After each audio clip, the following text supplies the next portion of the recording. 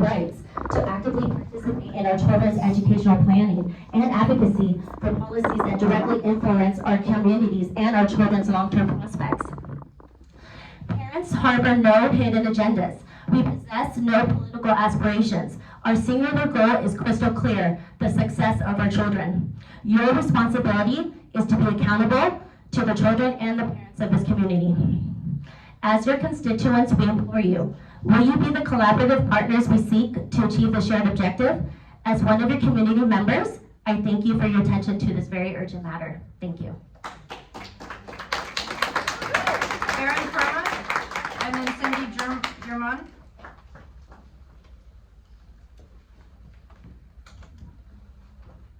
Hi, my name is Dr. Erin Furman. I'm also a parent of a kid in special education here in the Sweetwater School District. And I'm actually, Rosemary said pretty much what I was in the spirit of what I was going to say, but I would like to follow up on a few things. Specifically, my job in the community gives me a little bit of a unique perspective with regard to my familiarity with education codes and legal matters, given that I work within the juvenile court system and have to work with teachers and people in the education system. So I am here also to implore you to please do the right thing in forming the state mandated CAC that is your responsibility, and you have the sole authority to create per the education code.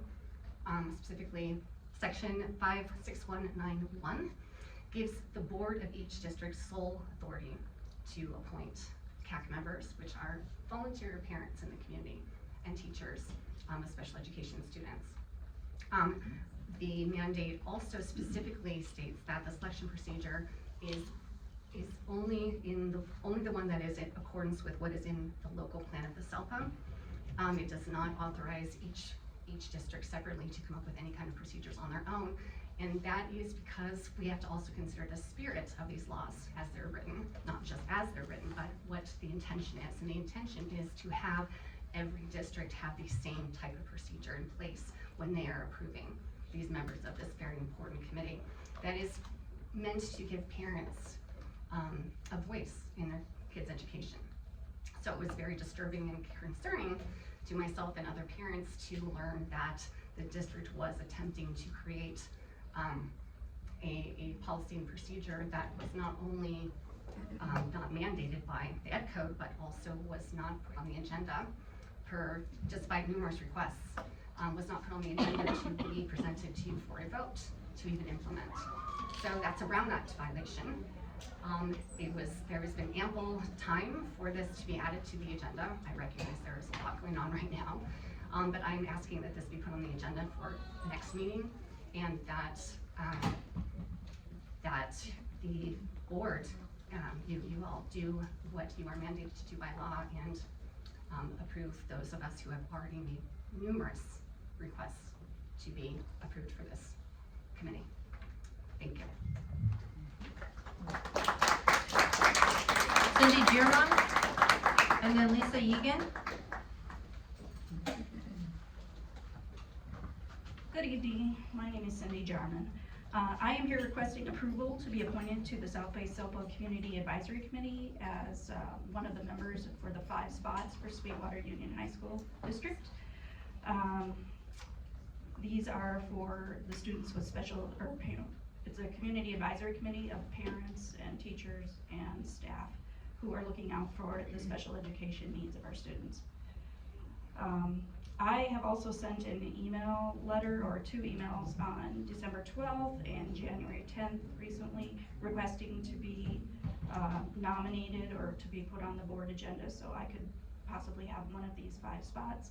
Personally, I'm a parent of a 9th grader at Eastlake High School and also a 6th grader who will be entering Eastlake Middle School in the fall.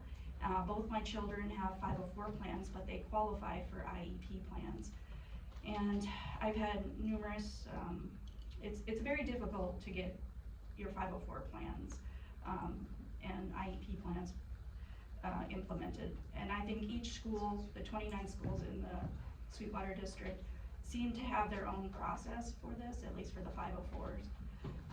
So I would really like to be on a committee so we could try to get this straightened out. And I have no political agenda. I'm just a parent that likes to be involved in their kids' schools and help all the kids. I'm already on many school site councils. I'm on DLAC, Rapids, CBSD. I'm on all the PTAs, and there's no parent committee for special education. So I'm just looking for an opportunity to be involved. And I want to collaborate with the teachers and SELPA and the district. And I hope you will put us on the agenda to be approved for one of the 5 spots at Sweetwater for next meeting. Thank you.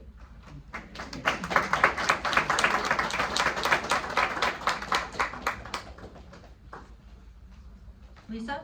Hi, my name is Lisa Yegan. I am passionate about special education rights. I am a special education teacher in another district. I am here to talk to you about the Community Advisory Committee, which is a state mandated committee that consists of teachers and parents from all 6 school districts. And it encompasses 11,000 students in the South Bay. It has not been established in the South Bay. It is only running in other counties in the South Bay, for instance, North County Consortium or El Cajon, all of those other school districts. If a parent or an educator wants to be nominated to participate in the Community Advisory Committee, their school districts boards nominate them, and they are working in a robust and very, cohesive committee. However, people here in the South Bay, where we have the most, the highest population of people who are English learners and a high population of students with disabilities and a multi-district committee area, we are not able to have a CAC at all because none of the school districts for over 10 years have established one. And so what has been happening over the past 10 years is there has been, Russell Little has had this wonderful award show that he puts on every year. However, there's a lot more involved than just an award show.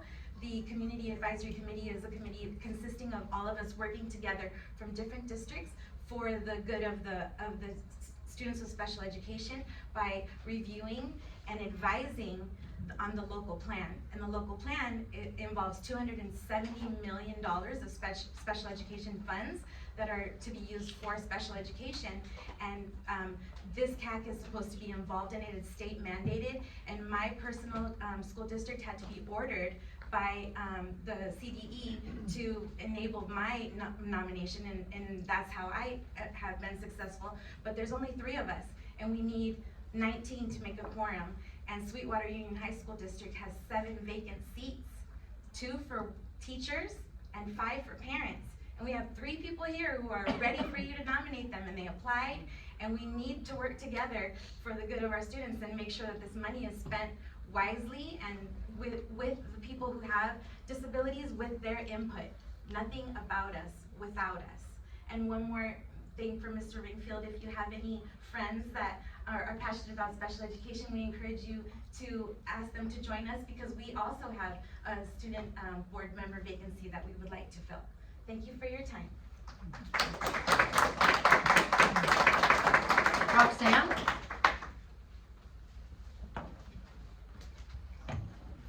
Good evening. My name is Roxanne Palestino, and I'm here from the San Isidro District. CAC. Everyone thinks it's just a big art show. Well, guess what? It's not. It's much more than that for the parents with children in special education. I'm here to support my friends and allies, Erin, Cindy, Marie, and Angelica. We came here to ask approval of their CAC membership request. We are working actively into forming the quorum of parent and special education teachers we need to form that CAC. It feels like San Isidro, South Bay, Coronado, Chula Vista, National City, and Sweetwater school districts are working actively for the opposite effect, the non-formation of this CAC. 10 years too many that the 6 other districts haven't been in compliance. 10 years too many, the 6 other districts haven't came together to form this CAC.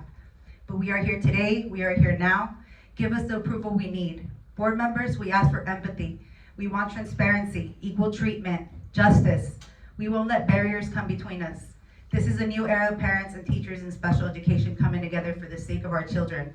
We won't sit around and wait for things to get better. We're gonna keep pushing for a change until it gets better.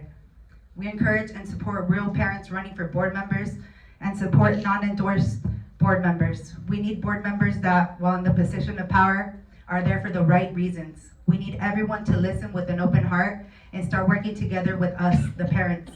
United we stand. Thank you. Angelica Martinez.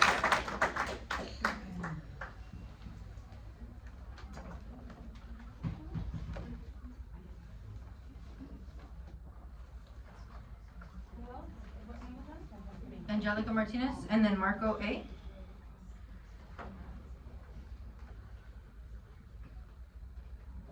Hello, good evening. Community Advisory Committee is an essential committee which has not been fully formed for 10 years. This is not only a disservice to your special education students and their families, but it's not compliant to the California Education Code, which requires CAC oversight to the local plan. This is important to ensure transparency, which is crucial. Moreover, why is the district not approving the current applicants? Why keep this crucial committee not formed? It's required per state requirements. You cannot make your own procedures. That is not the California Ed Code. Sweetwater Board, please do your duty. I respectfully ask you to approve the applicants.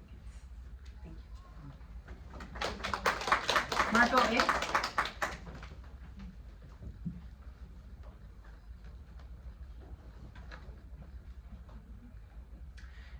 Muy buenas tardes, miembros de la mesa directiva, superintendente, members of the board, superintendent, trustee Ringfield. Good afternoon, good evening once again. I come here first and foremost as a brother of a person with disabilities. I come here as a teacher in solidarity with parents of children with disabilities. I come here as someone that has seen firsthand the decades, even as my time as a student at Mar Vista High, the decades of negligence that students with disabilities have suffered through at Sweetwater Union High School District. Now, I know the studies, I've seen the scholarly work, I do the scholarly work. Special education, the negligence and mistreatment of kids with disabilities is a systemic national issue. You're not the only district that neglects kids with disabilities, but you do it. You do it. Just because everyone else does it doesn't mean, hey, I get to wash my hands off of it. I looked on your website, the last CAC meeting that you had, at least that you had a posted agenda for, a very simple meeting. It was for going over IEP rights. It was in 2019. 2019, now you might say, oh, but the pandemic. No, but the pandemic, who was the community? Who was the community by and large that was mostly impacted by the pandemic? It was people with disabilities. You start to put the intersections of people with disabilities that are low income. You start to put at the intersection of people with disabilities that are black or brown. You start to put at the intersection people with disabilities that are trans-border. And you then get a very nasty picture. You have at this school district teachers with 28 students on their caseload, teaching 5 different classes, 4 or 3 different subjects. I get the frustrations of the parents. It's effed up all around, from every single angle. But let me say this, that in the history of disability studies, in the history of the movement towards a less ableistic society, it has been parents, not teachers, parents at the forefront of that struggle, not teacher unions, parents at the forefront of that struggle. And I, as a teacher, stand with them all the way.